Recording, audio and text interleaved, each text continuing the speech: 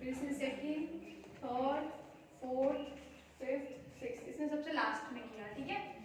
अब उसने बोला 6 एरोप्लेन्स है P, Q, R, S, T and U took off from an airport, एक एयरपोर्ट के लिए से वो गए अलग अलग टाइमिंग पे, ठीक है। Q took off after S, S के बाद कौन गया? Q, ठीक है। इसमें आप ये समझो कि S पहले है, अगर ऐसे नहीं आ रहा है तो इसको ऐसे एरो डाल दो, ठीक है। Q took off after S but before T, ठीक है। बट किससे पहले? T से पहले।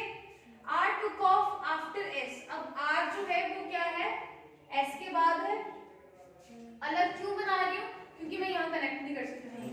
R took off after S and before Q, R जो है वो किससे पहले है? Q से पहले है। अब मैं कनेक्ट कर सकती हूँ, ठीक है। अब if U took off after P, U जो है वो किसके बाद है? P के बाद है, but it is not the last, but वो लास्ट नहीं है, मतलब इसके बाद भी कोई है, मतलब U लास्ट में नहीं है, ठीक है। इसके बाद भी यहाँ कहीं पे भी आ सकता है U, ठीक है। अब उसने बोला which is the last, then which is the last one airport to tag. अब उन्होंने कितने सेट कितने कर दिए? 1 2 3 4 5 6 है ये, ठीक है। अब उसने बोला P का किसके साथ है? U के साथ है। अब और उसने क्या बोला? If you took off after P but it is not the last, और P का किसी और के साथ दिया हुआ है, यहाँ पे इसने नहीं दिया, तो क्या कंडीशन हो सकती है? क्या कंडीशन हो सकती है? S R Q T, ये इनके साथ लिंक नहीं कर रहे ना, तो S R Q T, S R Q T, अगर मैं ऐसे डाल देती हूँ तो PU यहाँ आना चाहिए, मतलब यहाँ तो नहीं आएगा, ठीक है। और S R Q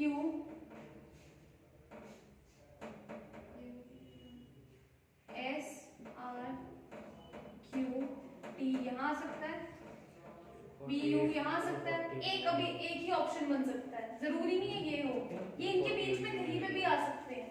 अब डिपेंड करता है हमें ऑप्शन में क्या दिया हुआ है। ऑप्शन देखिए जरा, ऑप्शन में क्या दिया इन्होंने? कांट बी डिटरमाइन वगैरह कुछ दिया नहीं। Q S T R, Q S T R, ठीक है। तो इसमें से तो कुछ भी आ सकता है, नहीं इसमें ज्यादातर आने के चांसेस ये है T के। क्यों है T के? क्योंकि अगर मैं इनको भी आपस में शफल कर देती हूँ, इनको आपस में शफल हो ही नहीं सकता। देखो एक तो ये हो गया, या तो PU ऊपर आ जाए,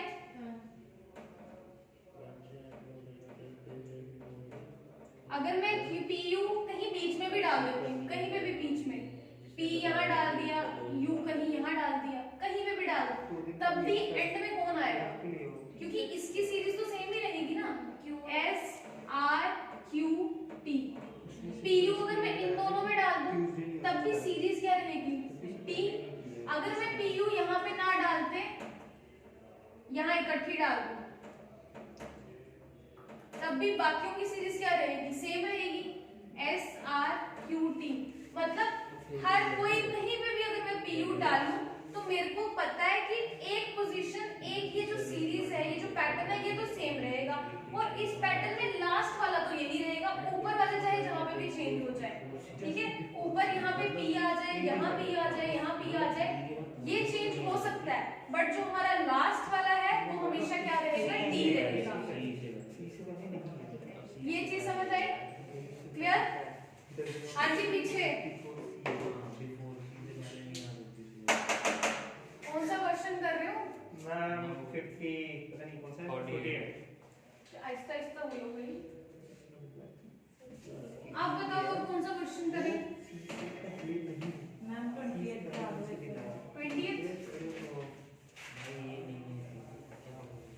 आज ये खत्म करना है chapter.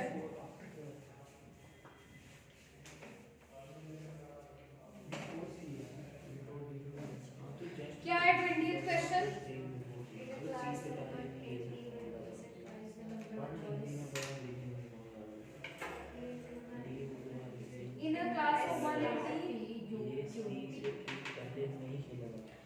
In a class of 180 कितने बच्चों की क्लास है? 180 बच्चों की। इसमें बॉयज भी होंगे, गर्ल्स भी होंगे, ठीक है। अब उसने बोला इन क्लास ऑफ 180 में गर्ल्स आर, आहिस्ता बोलो भाई, आहिस्ता।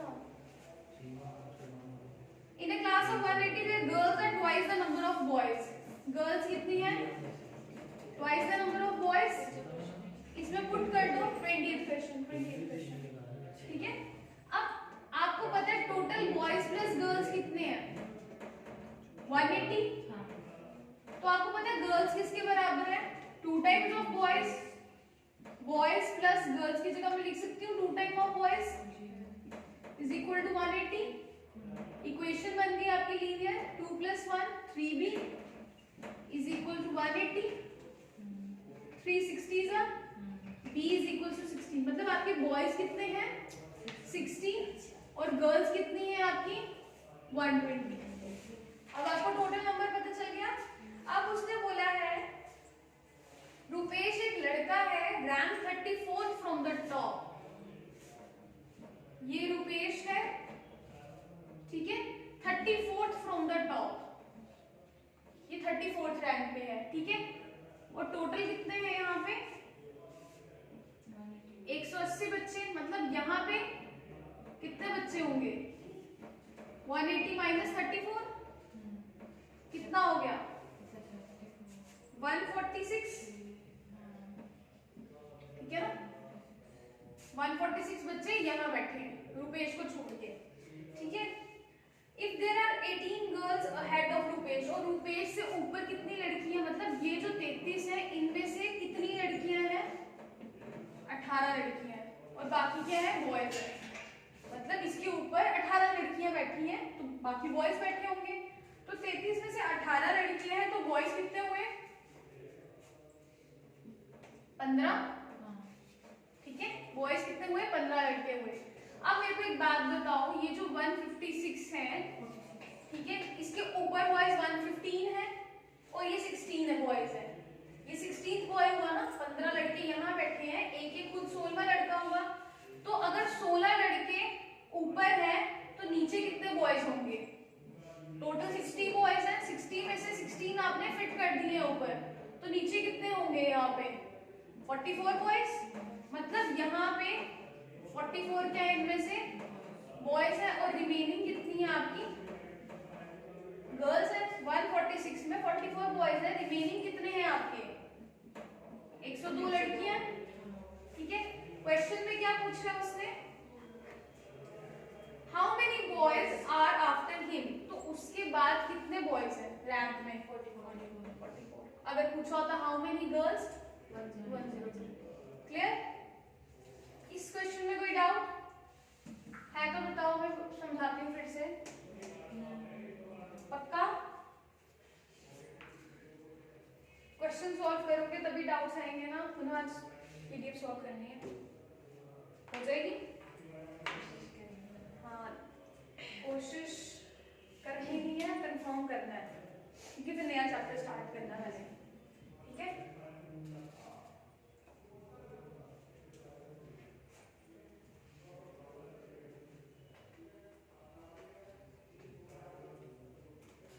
और कौन सा क्वेश्चन है बताओ?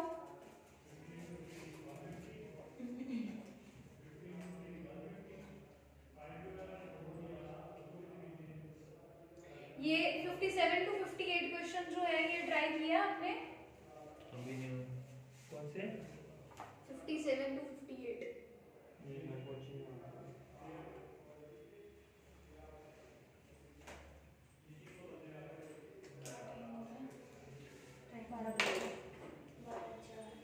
इरेज कर दूं ये? पक्का?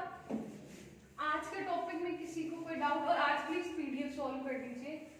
कोशिश करो जो एटलीस्ट सिमिलर पैटर्न के है ना, एक एक क्वेश्चन को कम से कम कर लो। जैसे पजल वाला एक है तो एक पजल वाला, 2 एटलीस्ट पजल वाले कर लो। ये जैसे वन लाइनर्स वाले क्वेश्चन है वो कर लो, ठीक है। रैंकिंग एंड नंबर टेस्ट का हर टाइप का क्वेश्चन इस पीडीएफ में आपको मिल जाएगा। कल नया चैप्टर स्टार्ट करेंगे, कल सैटरडे है, कल छोटा चैप्टर स्टार्ट करेंगे जो कल ही खत्म हो जाएगा। मतलब नंबर टेस्ट, इसका जो पार्ट है ना नंबर टेस्ट वाला, अल्फा न्यूमेरिक वाला, वो कर लेंगे। आपने तो पहले भी किया हुआ है अल्फा न्यूमेरिक, ठीक है। बाद इसका एक और पार्ट है वो कर लेंगे, वो एक ही दिन में कंप्लीट हो जाएगा, ठीक है।